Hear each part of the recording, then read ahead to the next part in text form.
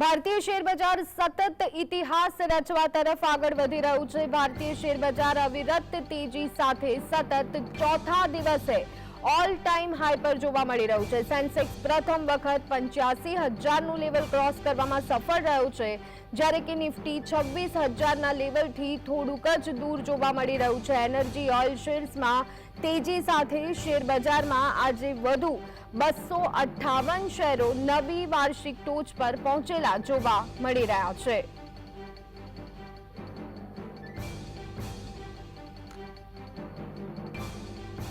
તો ભારતીય શેર બજાર સતત ઇતિહાસ રચવા તરફ આગળ જોવા મળી રહ્યું છે। ભારતીય શેર બજાર અવિરત તેજી સાથે સતત ચોથા દિવસે ઓલ ટાઈમ હાઈ પર જોવા મળી રહ્યું છે। તો આ સાથે સેન્સેક્સ પ્રથમ વખત 85,000 નું લેવલ ક્રોસ કરવામાં સફળ થતું જોવા મળી રહ્યું છે। તો આ બધાની વચ્ચે નિફ્ટીની જો વાત કરવામાં આવે તો ખાસ કરી અને સેન્સેક્સ 85,000 નું લેવલ ક્રોસ કરવામાં સફળ રહ્યું છે, જ્યારે નિફ્ટી 26,000 ના લેવલથી થોડુંક જ દૂર હોય તેમ જોવા મળી રહ્યું છે। તો અત્યારના હાલના મોટા સમાચાર શેર બજારને લઈ અને સામે આવી રહ્યા છે। શેર બજારમાં સતત ચોથા દિવસે તેજીનો માહોલ જોવા મળી રહ્યો છે। સતત ચોથા દિવસે એવું છે કે શેર બજાર ઓલ ટાઈમ હાઈ છે। સેન્સેક્સ 85,008, નિફ્ટી 25,967 ને સ્પર્શ્યું છે। મેટલ અને એનર્જી શેર્સમાં તેજી જોવા મળી રહી છે। તો આ સંદર્ભે વધુ ચર્ચા માટે આપણી સાથે માર્કેટ એક્સપર્ટ પરેશભાઈ જોડાઈ ગયા છે। પરેશભાઈ, સ્વાગત છે આપનું જીએસટીવીમાં। શેર બજારમાં સતત ચોથા દિવસે ઓલ ટાઈમ હાઈ, શું કહેશો, કેવી રીતે જોઈ રહ્યા છો માર્કેટની આ મુવમેન્ટને?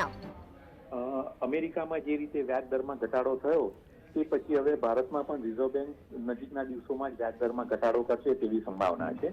અને વ્યાજ દર ઘટે એટલે કે સ્વાભાવિક છે કે શેરો તરફનું આકર્ષણ વધતું જાય, અને તે જ કારણ અત્યારે આ ભારતીય શેર બજારમાં સ્પષ્ટ રીતે દેખાય છે।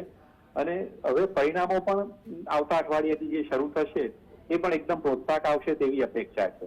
એટલે આમ મલ્ટિપલ કારણોને લીધે બજારમાં આજે ઓલ ટાઈમ નવું ટોપ જોવા મળ્યું છે। જી બિલકુલ। પરેશભાઈ, આવનારા દિવસો માટે આપ માર્કેટની મુવમેન્ટ કેવી રીતે જોઈ રહ્યા છો? શું આજ તેજી બરકરાર રહેવાની શક્યતાઓ છે?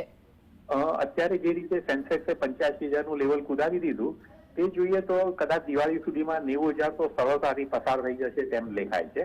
અને અત્યારના તબક્કે હમણાં જ મેં વાત કરી કે કંપનીઓના સપ્ટેમ્બર ક્વાર્ટરના આંકડા પણ અપેક્ષા કરતા ઘણા સુંદર આવશે, એટલે તેની પણ અસર બજાર ઉપર ખૂબ જ સરસ જોવા મળશે। જી પરેશભાઈ, હવે અત્યારના સમય પ્રમાણે આ મુવમેન્ટ પ્રમાણે લોંગ ટર્મ ઇન્વેસ્ટર્સ છે એમને આપ અહીંયા શું એડવાઇસ કરવા માંગશો?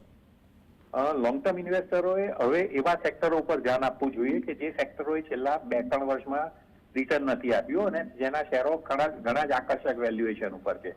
સૌપ્રથમ આપણે વાત કરીએ તો એચડીએફસી બેંક છે કે જે 2-3 વર્ષથી જેને રિટર્ન નથી આપ્યું અને હવે આ શેરમાં ખૂબ જ સુંદર ઉછાળાની જગ્યા છે।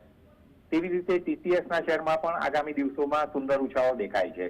એટલે ઇન્વેસ્ટરોએ હવે એવા શેરો ઉપર ફોકસ કરવું જોઈએ કે જે શેરો હવેના તબક્કે સરસ રિટર્ન, સલામત રિટર્ન આપી શકે। જી બિલકુલ।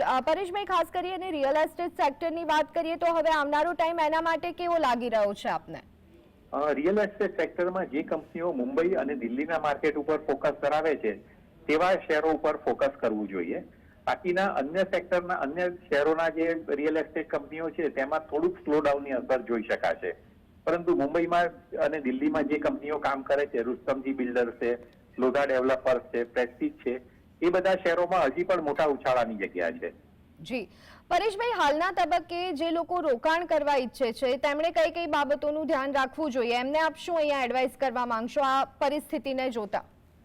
અત્યારના તબક્કે જે જૂના શેરો કે જૂના ગયા વર્ષે ધારો કે પીએસયુ શેરો કે ડિફેન્સ શેરોએ ખૂબ જ રિટર્ન આપેલું, હવે તે શેરોમાં જ ફોકસ રાખવાને બદલે નવા સેક્ટર ઉપર તેમણે ધ્યાન કેન્દ્રિત કરવું જોઈએ કે આ કયા નવા સેક્ટરોમાં તેમને સારું રિટર્ન મળી શકશે। જી આભાર પરેશભાઈ, અમારી સાથે જોડાવા બદલ અને દર્શક મિત્રોને માર્ગદર્શન આપવા બદલ।